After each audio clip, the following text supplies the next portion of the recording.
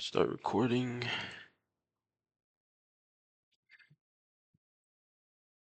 Alright. Should I give it a minute for people to join, or should I just get started? Let me announce it.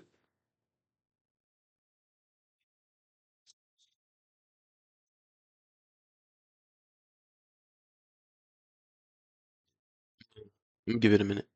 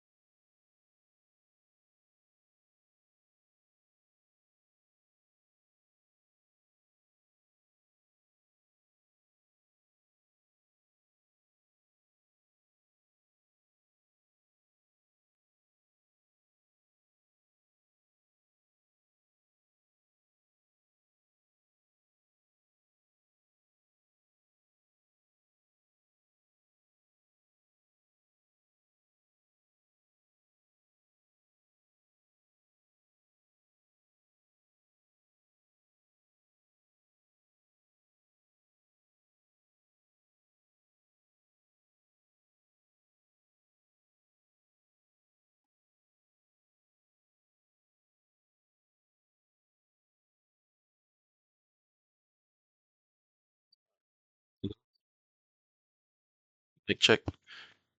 Is it good? All right. So let me just check my stuff real quick. OBS is working. Okay. Recording. All right. So, uh, it's 10:05. 10 people here is good enough. So, welcome to the live TPD lesson. Okay. All credit for a lot of this content will be going to Mammoth, and we'll be going over the very basics of this right here, TPDs. All right. Now, first things first, want to go over PSPs. Okay, so you have a PSP, as you can see here. You have a down close counter on asset 1, and an up close on assets 2 and 3. All right. Now, before we move on to all the special cracks and, or yeah, all of the CICs, okay, I want to let you guys know that PSPs are accounted for in 3 candle sequences. Okay, so the candle to the left is candle 1, the PSP is candle 2, and the candle to the right is referred to as candle 3. Now, for those of you here, I want you guys to note out what you guys see within these 3 candles referring to these 3 assets. All right, I'll give it a minute. You guys can send it in VC chat.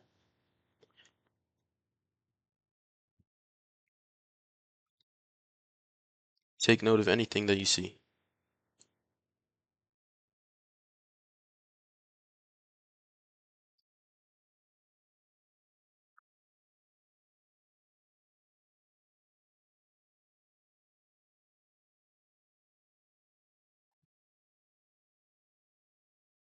Okay.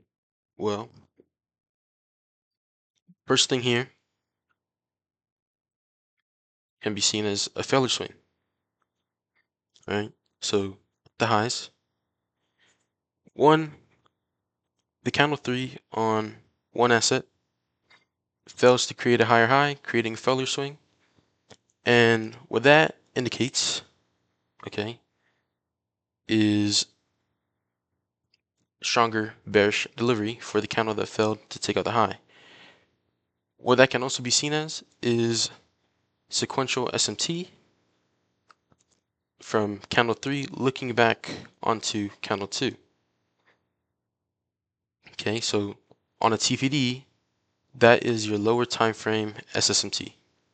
You're looking for a failure swing to happen between your PSP and the following candle. All right, now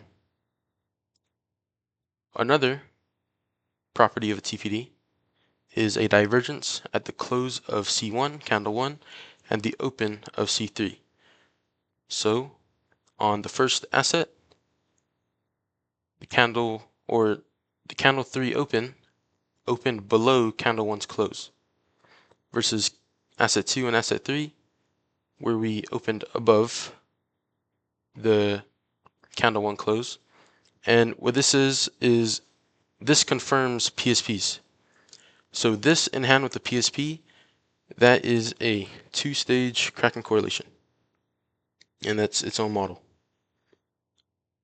Now, the last thing with this 3-candle sequence is liquidity dispersal.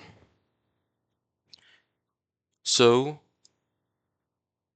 the candles or the PSP that shows the strongest bearish delivery, in this case asset 1 did, will yield the strongest bearish results. Compared to asset 2, where it has the weakest PSP, it will show the weakest bearish results. And you can also apply that same logic to the failure swing at the highs, just like normal SSMT. Okay. Now, quickly go over narrative alignments. Okay, so these are very simple narrative alignments. These three are the more commonly traded alignments. Okay, and the framework for a TPD is you want a higher time frame SSMT. So for a daily TPD, you would want a monthly cycle SSMT as your higher time frame, followed by a daily PSP after the monthly cycle SSMT, and then using the daily candle, looking back from candle 3 to candle 2, you want your failure swing, which would be your weekly SSMT. So regarding all of the cracks and correlations that we just went over through, with these SSMTs, you have two-stage SSMT and overall a three-stage crack and correlation setup. Right. Now, here's a brief model. This is what Mammoth, in the original videos, he went over two models, the power of 6 and the power of 9. The power of 6 refers to how in a day there are 6 4-hour candles, and he said that there are 3 TPD setups that can occur in a day, 3 possible TPD setups that can occur in a day, but he would like for you to focus on these 2. All right. So these are 1 hour or 4-hour times. So for a 2 a.m. PSP, you will use, that is candle 2, and you would use the 6 a.m. 4-hour candle as candle 3, looking back on the 2 a.m. 4-hour candle to gauge your cracks and correlation. And what you want to do is find daily SSMT. Now you're going to do the exact same thing with the 10 a.m. candles and the 2 p.m. candle. If the 10 a.m. candle forms a PSP, you will use the 2 p.m. 4-hour candle to gauge more cracks and correlation. Now, here's a simple model that you can follow regarding the power of 6. once you have that PSP form and daily SSMT form, all right, you will jump to the 15-minute time frame like a normal quarterly cycle alignment, and you will look for a CSD, and then you will short the order block creating or that formed during the CSD. And moving on, the power of 9 is the exact same thing, except he said to primarily focus on the 8 a.m. PSP and the 9 a.m. 1 hour candle. Now for this one, if the 8 a.m. PSP if the 8 a.m. 1 hour candle forms a PSP, you're using the 9 a.m. 1 hour candle to gauge cracks and correlations looking back onto this 8 a.m. 1 hour candle. And you would do the exact same thing with that model I just talked about, using 90-minute SSMT to confirm that TPD for your failure swing, and then you can drop down to the 5-minute, watch for a CSD, and then short or long, in this case, the order block that formed during the CSD. This is a little schematic in the original Mammoth video. All right, now if you combine both the power of 6 and the power of 9, you can get a 2-stage TPD. Now what this looks like, okay, you're going into the 6 a.m. candle on your 4-hour time frame. Okay, so if the 2 a.m. candle creates a PSP, you would want sequential SMT between the 2 a.m. and the 6 a.m. creating daily SSMT. And then on the 1 hour, within this 6 hour or the 6 o'clock 4 a.m. candle, 4 hour candle, sorry, you want 90-minute SSMT between the 8 a.m. candle and the 9 a.m. candle, creating a 1 hour TPD within a 4-hour TPD, creating a 2-stage TPD. Now what that is when you have your weekly cycle present for the 4-hour TPD on top of daily SSMT, on top of 90-minute SSMT, that's already a 3-stage SSMT setup. Now if you apply that to TPD, you have 2 stages of TPD, which one TPD in itself is a 2-stage cracking correlation. All right, here's another schematic for Mammoth's videos. All right, very quickly, before we move on, I was going to go over this week's daily TPD example and then touch up on a few things that I didn't look over in the slides, but for now, any of you guys have questions?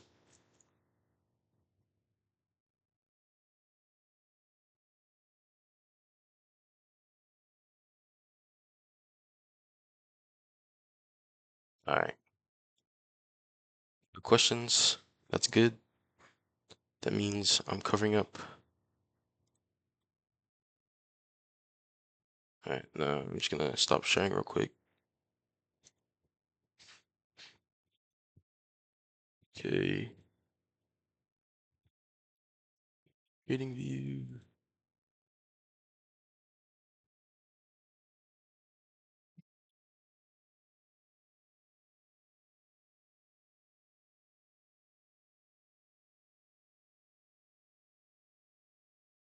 Okay.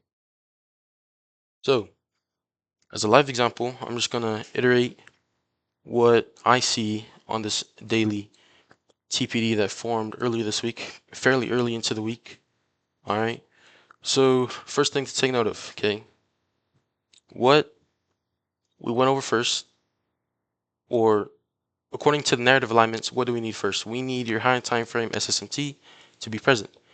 And in this case, we did form monthly at the highs, okay, between NQ and NKD here.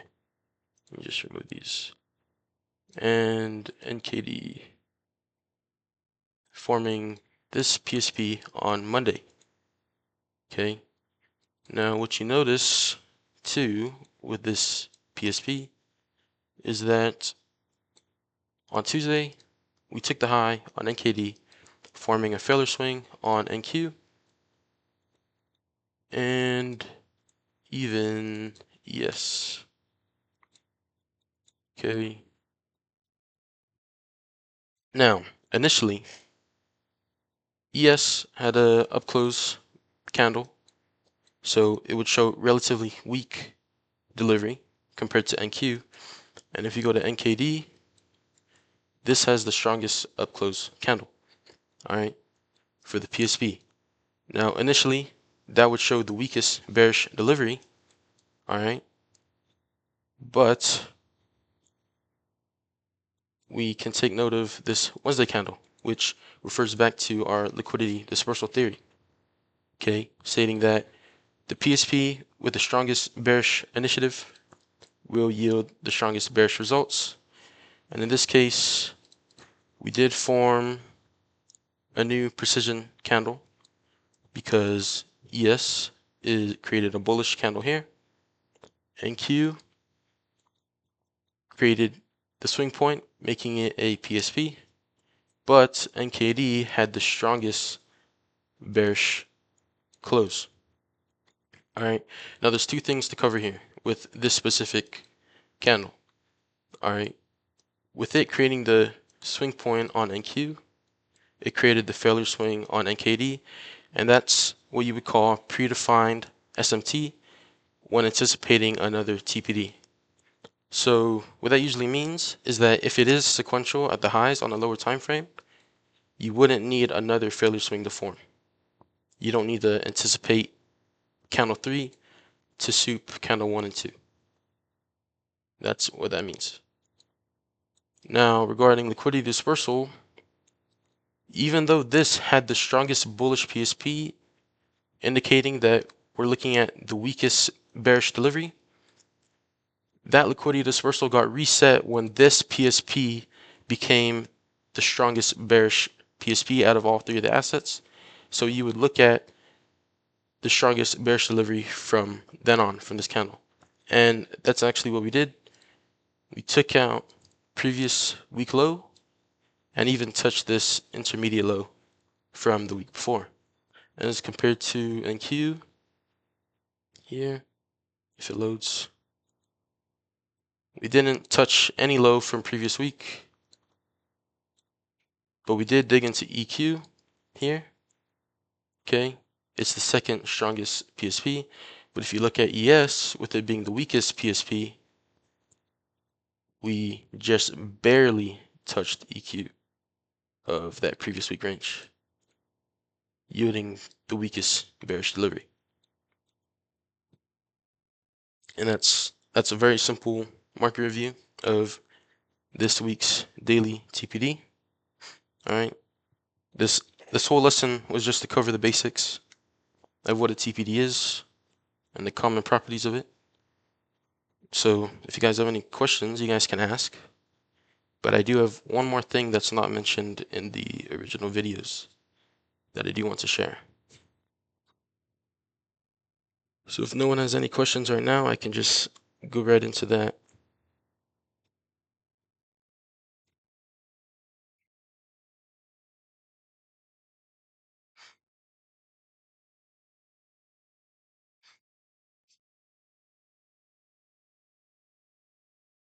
All right, doesn't look like anybody has anything.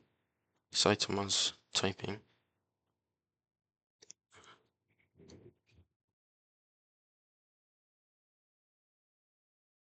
Yeah, sounds good. All right. So here's one thing that I want to get across, okay? This should be your priority. All right. I want you guys to collect data on this, on everything that I've went over so far on your own, okay? Without that data, you have nothing backing this. It's just me telling you that it works, that it's there, okay? But I want you guys to collect your own data on it because it is its own model. All right, you could be better with something that you're using right now compared to this. And it gets a little bit more complicated as well.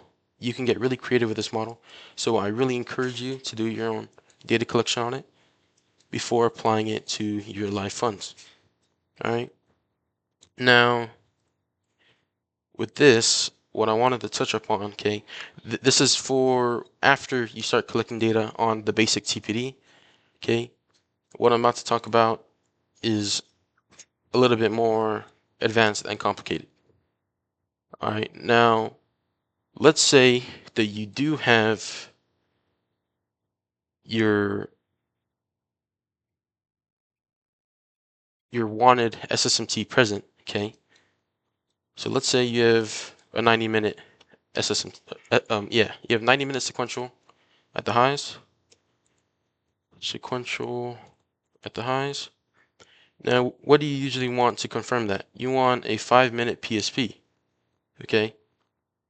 So instead of that 5-minute PSP yielding like half of your delivery at 9:30 open, how can you get in earlier? You can use lower time frame TPDs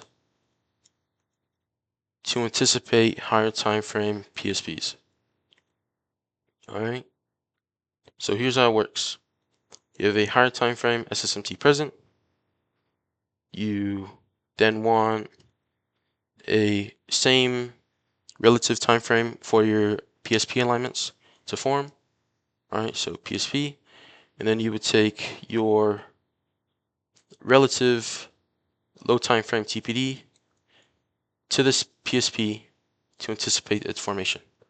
The TPD low time frame to anticipate PSP formation. So there are specific alignments for this. Okay, so on the daily time frame, you want a daily PSP. You would then look for a 1 hour TPD to form. Okay, for a 4-hour PSP, you would look for a 15-minute TPD to form. For a 1-hour PSP, you would want 5-minute TPD. For a 15-minute PSP, you want a 1-minute TPD. For a 5-minute PSP, you would want a 30-second TPD.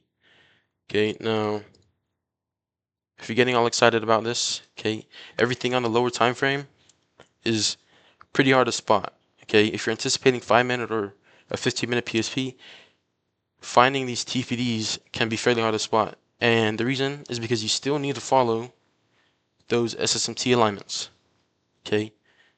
I'm not gonna break it down for you. You just use your time fibs for like the 30-second TPD to figure that out for its sequential alignments. I'll let you guys do the hard work on that. But that's pretty much this right here. And even before you get into this, like I really, really want to stress the importance of time frame alignments. So if you're anticipating this PSP because you want this time frames, if you want a TPD on this time frame to form, you will need that TPD's time frame alignment along with this lower time frame TPD alignment. And that in itself is relatively it's really hard to spot. But these do work, okay? Again, you should go collect data on this. But you can catch some pretty crazy entries anticipating higher time frame PSPs. And that's pretty much what I have for that. But yeah, if there's last round of questions, I'm calling that the end there. I'm not gonna dive too deep on that.